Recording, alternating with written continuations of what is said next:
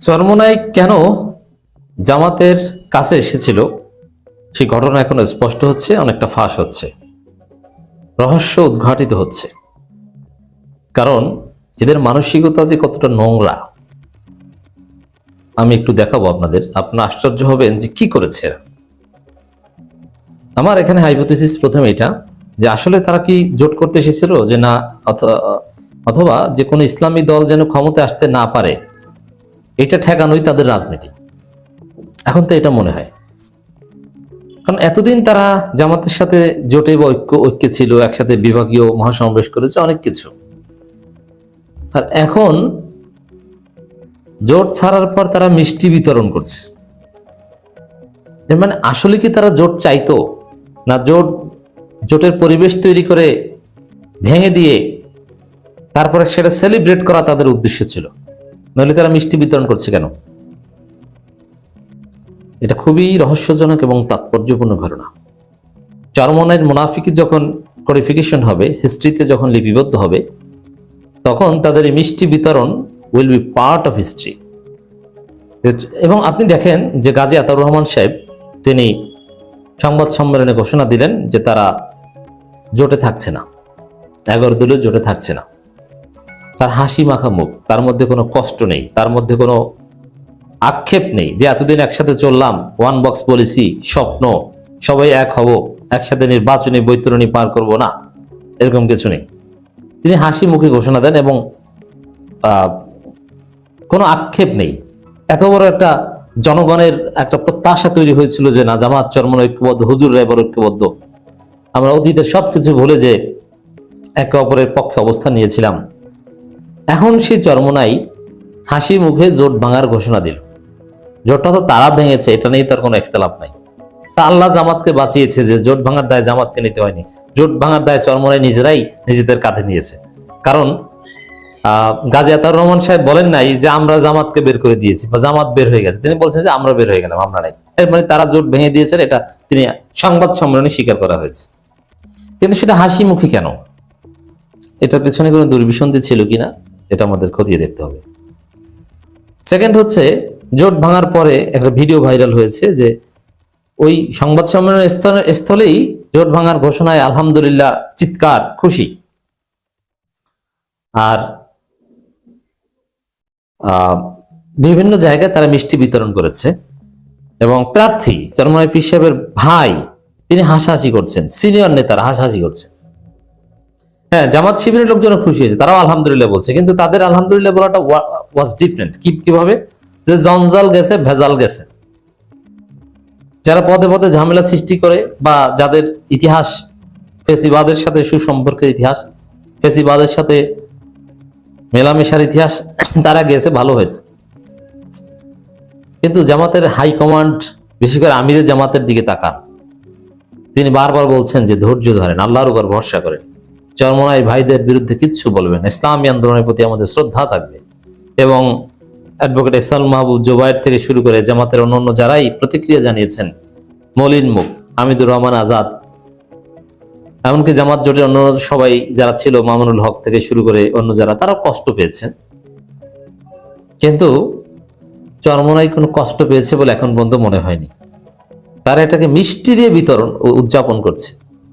আল্লামা সাঈদীর ফাঁসির রায়ের পরে যারা মিষ্টি বিতরণ করেছিল, ওই বিষয়টা যেরকম দৃষ্টিকটু, জামাত চরমোনাই জোট ভাঙার পরে যারা মিষ্টি বিতরণ করে তারা তার চাইতে নিকৃষ্ট।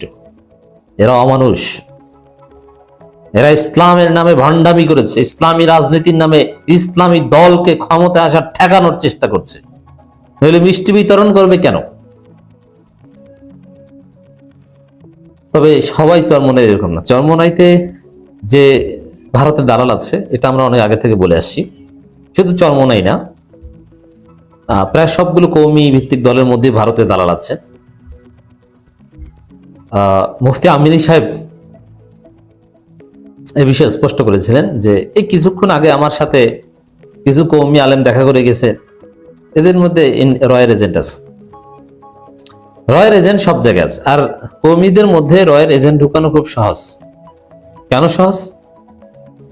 কারণ তারা বলে যে দেওবন্দি সিলসিলায় বিশ্বাস করে। দেওবন্দ তাদের ওয়ান অফ দি পলিটিক্যাল বা ম্যাথোডোলজিক্যাল কেবলা। আমি বলছি না যে নামাজের কেবলা, মানে দেওবন্দ হচ্ছে তাদের ডেস্টিনেশন, তাদের রেফারেন্স পয়েন্ট।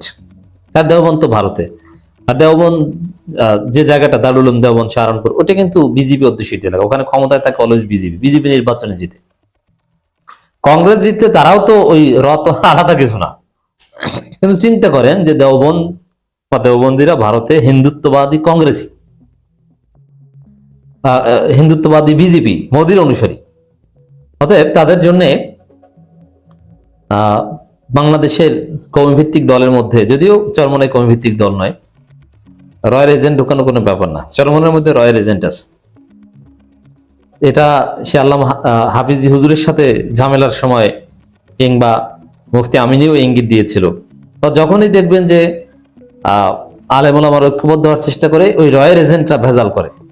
তো চরমনের মধ্যে বাংলাদেশপন্থী, জুলাইপন্থী ঐক্য প্রায়শী নেতাও আছে, আবার রপন্থী নেতাও আছে।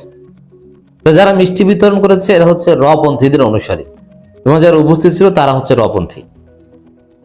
আপনি পার্থক্য দেখেন, চরমনাইয়ের মধ্যে যে ভালো আছে, ভালো মানসিকতার নেতা আছে। আপনি রেজাউল করিম আবরারের প্রতিক্রিয়াটা দেখেন। জোট ভেঙেছে, তিনি কষ্ট পেয়েছেন, তিনি বলছেন আমাদের পারস্পরিক শ্রদ্ধাবোধ বজায় থাকবে। এবং রেজাউল করিম আবরারের দরদ মাখা যে প্রতিক্রিয়া, জামাতের আলেম ওলামারা ডক্টর আবুল কালাম আজাদ বাসার থেকে শুরু করে মাওলানা ফখরুদ্দিন আরো যারা আছে, তারা এটাকে অ্যাপ্রিসিয়েট করেছে এবং রেজাউল করিম আবরারের জন্য দোয়া করেছে। বিষয়টা যদি এরকম হতো যে ঠিক আছে, যে কারণে হোক জোট টিকলো না, রেজাউল করিম আবরার যে প্রতিক্রিয়া দিয়েছে, চরমনার সবাই ওইরকম প্রতিক্রিয়া দিয়েছে, সুন্দর হতো না? জামাতের সবাই সেম প্রতিক্রিয়া দিয়েছে, সুন্দর হতো না? যে যাক জোট ভাগলো না, আমরা একে অপরের জন্য শুভকামনা জানাই। আমিরে জামাত যে প্রতিক্রিয়া দিয়েছেন যে আমরা দোয়া করব, ধৈর্য ধরবো, আল্লাহর কাছে সাহায্য চাইবো, এটা ছিল আমিরে জামাতের প্রতিক্রিয়া। সুন্দর হতো না? রেজাউল করিম আবরার, সৈয়দ রেজাউল করিম, এরা হচ্ছে বাংলাদেশপন্থী, প্রকৃত ইসলামপন্থী। এরা কষ্ট পেয়েছে, এই জোট থাকা উচিত ছিল বলে তারা মনে করে, এবং তারা এই জোট চেয়েছিল, চেষ্টা করেছিল। কিন্তু যারা এই জোট ভাঙার চেষ্টা করেছিল, জোট চায়নি, তারা মিষ্টি বিতরণ করছে।